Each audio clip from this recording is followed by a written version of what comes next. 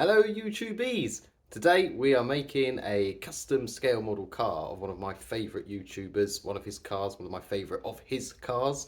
We will take you through the process, including the bit right at the very end on the day I was assembling it back. He released a video showing he'd modified it and we had to change it on the fly. Stick around, enjoy! At this point I don't know what I've done for the thumbnail, but you've probably worked out that this is going to be Mat Armstrong's Lamborghini Gallardo.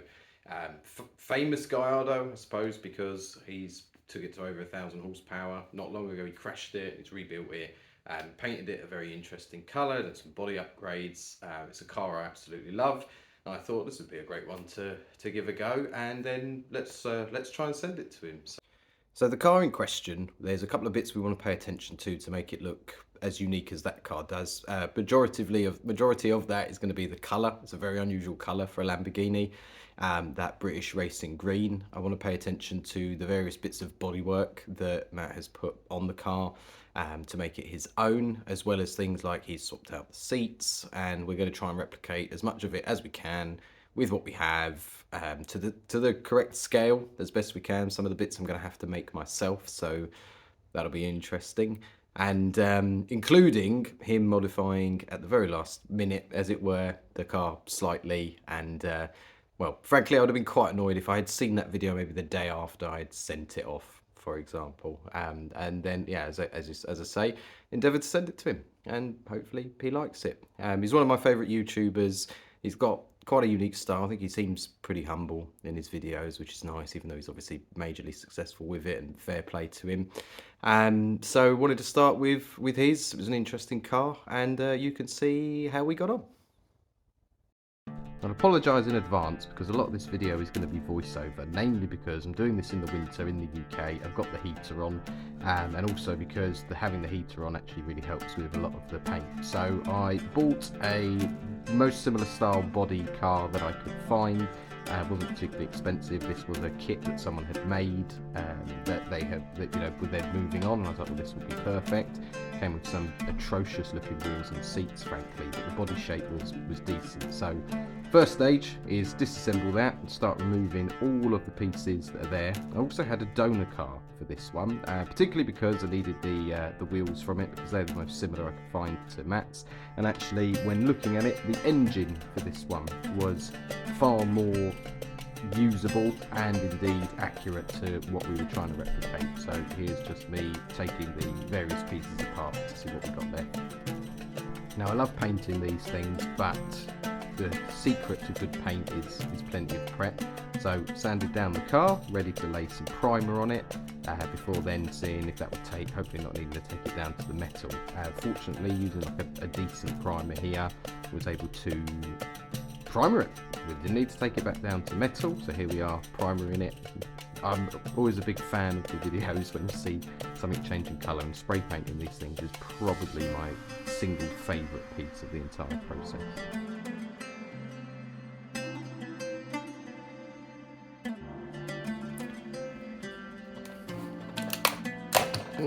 Now, whilst the primer has dried, before, well, I need to play with it before I go scratching it up once it's painted, I need to make a bit of a decision. Now, I painted this black yesterday, just because the car we're doing is mostly black, and I've got this one from the donor car. This one I like the detail of more, but it has the airboxes. This one you can't see the airboxes, and the car we have has got the turbos down here, as you might have already seen. So I either need to make a decision to have the detail with the airboxes, because there's not a whole lot to play with there in terms of taking them off and covering them and swapping them, because this is just like, these are one flat piece. Or I try and use this one with no airboxes, and then I'll have to get some grey and silver and stuff on the top level of here, which probably isn't the hardest thing in the world, and this already fits this car. This one doesn't quite fit, I'll need to trim the edges. But I don't think that will hurt, so I think I want to use this one. I'm pretty sure I do. So I'm going to trim this down just so it will slide. Try and show the camera. It needs to slide into there. It's a couple of millimeters, so I can get away with that, and see how it fits, and then make my decision. So here I'm just using a piece of very, very rough sandpaper to take the edges off of the engine just to get it to the point that it will fit, and I can start experimenting on what I want to use. As you might have seen in the last bit, it's also slightly too tall. This one's got a very, very low profile, so I'm going to need to take the bottom of that off and not go through it. I don't think we're going to get away with this, but you don't know till you try. After some extensive modification, including removing the airboxes I didn't realise I could do, I managed to get it to work, and I think that one's always looking like it's going to look better than that one. We'll see. Still got this one if I want to use it. Using the seats from the donor car because they match the shape a lot more. Don't think I'll get away with the detail of getting like the orange stitching in them. These are ever so slightly too tall, so I'm just going to sand off from the bottom just so they'll sit slightly lower.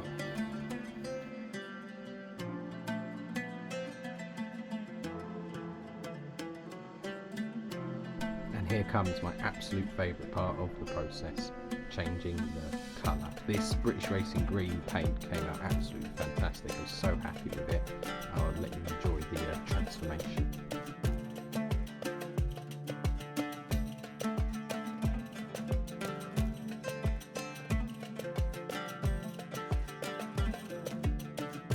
What I'm doing here is just adding a tiny bit of black to the front of the bumper before I put on any clear coat, because Matt has the carbon piece in here, and if you end up ever watching this, Matt, or anyone comments here, God knows how you would paint carbon effect on something so small. If you've got an idea or you know how to do it, let me know. Similarly, his tailpipes are very black, so I've just sprayed this piece at the back. And then here I'm just adding the tiniest bit of British Racing green to what is the light lenses, because the lens covers have this tiny bit that's body coloured, and yeah, needed to be done.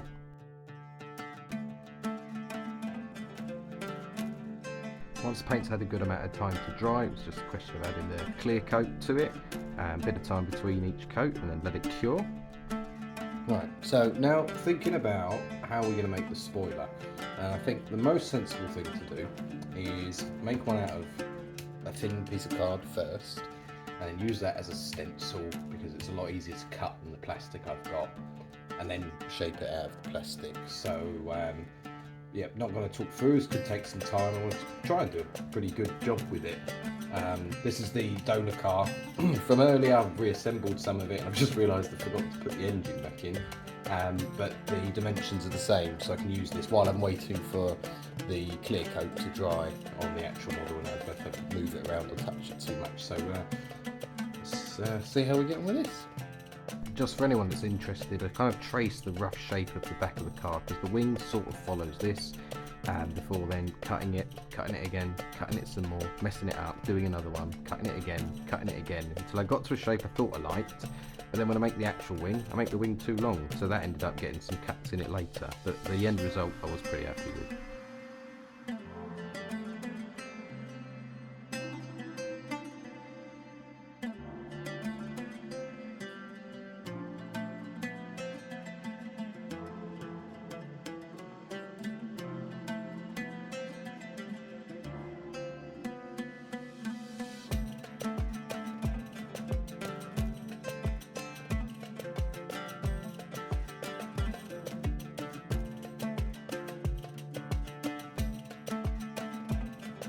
Once I had this rough stencil, we'll call it, as it changed a few times after, just marked that out best I could onto this just thin black plastic I had, and then I thought, rather than trying to cut this stuff, it's quite stubborn and a bit sort of brittle, I've just used the grinder, and I'm quite a fan of using big proper tools for real car parts and metal for these tiny models. There's something weirdly satisfying and diabolical about it.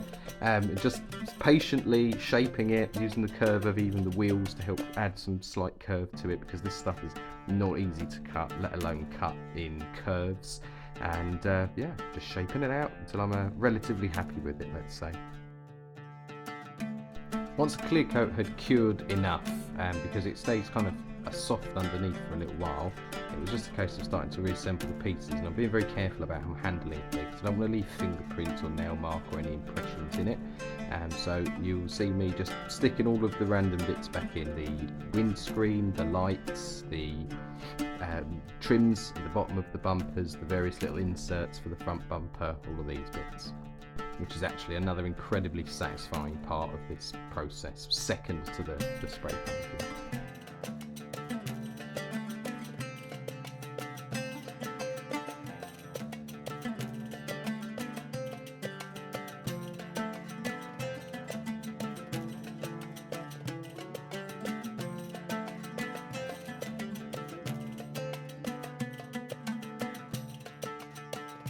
Then came the slightly difficult task of manufacturing or making this wing, partly because it's also small, it's also fiddly, so I found making myself a bit of a jig the best way to have a platform for it to dry in the right shape.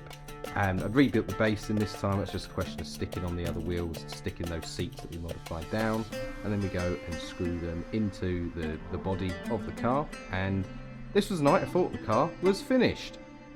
However, I was also watching Mat's videos. This was the Sunday, and he was adding some side skirts to the car, and I looked at it and I was like, right, well, I better take it apart and put it back together. This happened literally, finished the car, and within the next 5 minutes that part of the video came on. He goes, we're modifying the Gallardo, we're putting these side skirts on. So here I'm making them.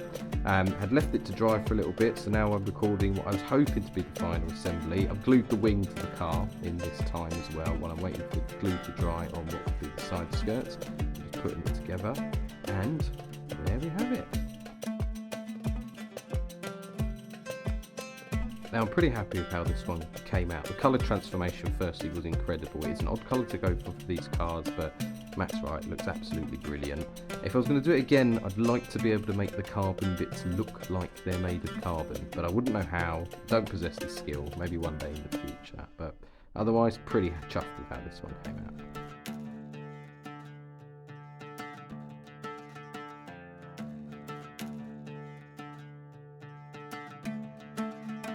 So there we have it. We'll be endeavouring to send it to him. We'll see if we are able to get any sort of response or idea, if he liked it, if he even received it. It's all a bit of a question mark at the moment. Potentially there's some extra bits I could include in this in the future.